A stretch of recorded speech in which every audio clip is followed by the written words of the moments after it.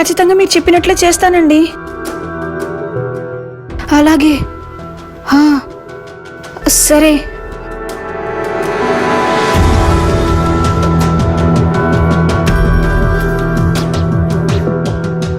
ఎవరితో మాట్లాడుతుంది మా వదిన?